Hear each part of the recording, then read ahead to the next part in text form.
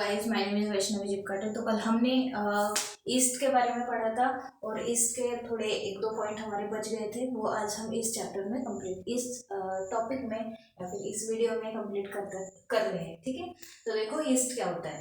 तो ईस्ट हमने देखा था, ईस्ट एक कलरलेस और ओवल शेप्ड शेल होता है जो कि ब्रेड को फुलाने में हेल्प करता है। तो उसी के बारे में हम थोड़ा सा और पढ़ने वाले हैं। तो देखो, east grow and multiply quickly on carbon compounds. ये जो ईस्ट है ये कौन से कंपाउंड्स पे ज्यादा जल्दी ग्रो करती है? कार्बन कंपाउंड्स पे। कौन से कंपाउंड्स?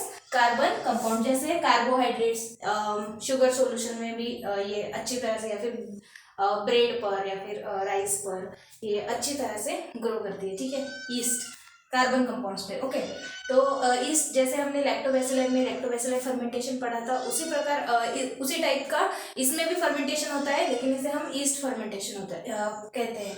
देखो, लैक्टोबैसिलाई फर्मेंटेशन में जो मिल्क में लैक्टोज शुगर थी वो लैक्टिक एसिड में कन्वर्ट हो रही थी, तो उसे हम लैक्टोबैसिलाई फर्मेंटेशन कहते थे।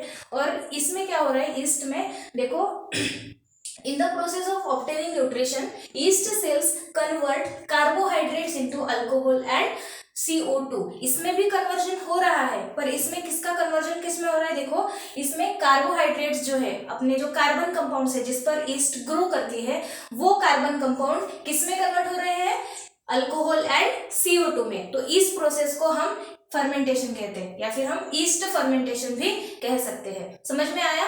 तो हम आगे बढ़ते हैं और अपना अगला टॉपिक होगा एंटीबायोटिक्स। ओके, तो अब हम एंटीबायोटिक्स के बारे में पढ़ने वाले हैं। एंटीबायोटिक्स क्या होता है? तो देखो, एंटीबायोटिक्स ऐसे केमिकल्स होते हैं जो बैक्टीरियल इन्फेक्शन के अगेंस्ट काम करते हैं। मतलब देखो, अगर हमें कोई बैक्टीरियल इन्फेक्शन हुआ तो ये जो एंटीबायोटिक्स है हम अपने अंदर डालेंगे, मतलब एंटीबायोटिक ये जो है वो हम खा लेंगे, तो ये जो एंटीबायोटिक्स क्या करेंगे, हमारे अंदर जो बैक्टीरिया चला गया है उससे फाइट करेंगे। तो फाइट करके उससे या तो डिस्ट्रॉय कर देंगे, या फिर क्या करेंगे, उसकी ग्रोथ रोक देंगे, ग्रोथ प्रिवेंट करेंगे हार्मफुल माइक्रो ऑर्गेनिज्म की। तो ये एंटीबायोटिक्स, एंटी मतलब अगेंस्ट, एंटीबायोटिक मतलब लाइफ, तो ये बैक्टीरिया के, हार्मफुल बैक्टीरिया की लाइफ के अगेंस्ट काम करेंगे। ये यानी मतलब ये हमारे बेनिफिट के लिए काम करेंगी एंटीबायोटिक्स। समझ में आया? तो देखो, एंटीबायोटिक्स की डेफिनेशन क्या है।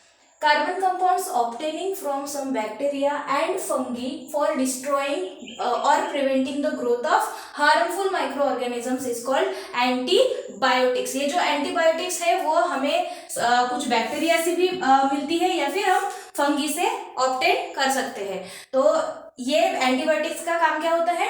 ये तो एक तो बैक्टीरिया को, हार्मफुल बैक्टीरिया को या तो पूरा डिस्ट्रॉय ही कर देंगे, या फिर उसकी ग्रोथ रोक देंगे, रेस्ट्रिक्ट कर देंगे उसकी ग्रोथ। तो एंटीबायोटिक्स की ये डेफिनेशन है, लर्न कर लेना इंपॉर्टेंट है। इसके बाद देखो, एंटीबायोटिक के दो टाइप होते हैं।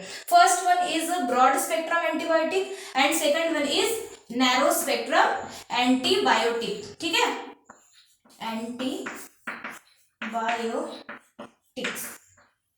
Broad spectrum antibiotic and narrow spectrum antibiotic. तो हम अब ब्रॉड स्पेक्ट्रम और नैरो स्पेक्ट्रम एंटीबायोटिक का सीधा डिफरेंस पढ़ लेंगे, क्योंकि ये जो है broad spectrum and narrow spectrum antibiotic का आपको सीधा डिफरेंस ही क्वेश्चन में आ सकता है या फिर आएगा। ठीक है, तो अब हम ब्रॉड स्पेक्ट्रम और नैरो स्पेक्ट्रम एंटीबायोटिक का क्लासिफिकेशन देखेंगे। ओके, ठीक है।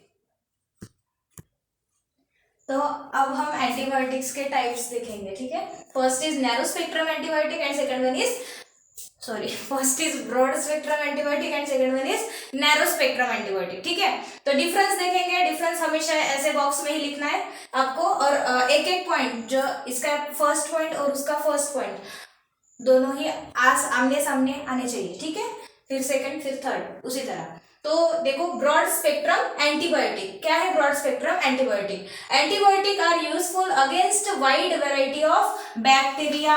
ऐसी एंटीबायोटिक्स जो बहुत वाइड वेराइटी वाले बैक्टीरिया के ऊपर, बैक्टीरिया के अगेंस्ट काम करती है, उन एंटीबायोटिक्स को हम ब्रॉड स्पेक्ट्रम एंटीबायोटिक कहते हैं। अब वाइड वेराइटी ऑफ बैक्टीरिया मतलब ज्यादा वेराइटी वाले, मतलब बहुत सारे बैक्टीरिया। देखो, अब कोई सा भी बैक्टीरिया हो, अगर उसने हमें इन्फेक्ट किया है तो हम ब्रॉड स्पेक्ट्रम एंटीबायोटिक का यूज कर सकते हैं। इसमें देखो नैरो स्पेक्ट्रम एंटीबायोटिक में antibiotics are useful against narrow variety of bacteria. अब नैरो वेराइटी ऑफ बैक्टीरिया मतलब कम वेराइटी वाले बैक्टीरिया के ऊपर ये नैरो स्पेक्ट्रम एंटीबायोटिक यूजफुल होती है। इसका फिर देखो सेकंड डिफरेंस क्या है, pathogen can not be identified even through the symptoms of disease are visible, these antibiotics are used. मतलब देखो अगर किसी बैक्टीरिया ने हमें इन्फेक्शन किया है, अगर वो हमें उस बैक्टीरिया को हम आइडेंटिफाई नहीं कर पा रहे हैं, उस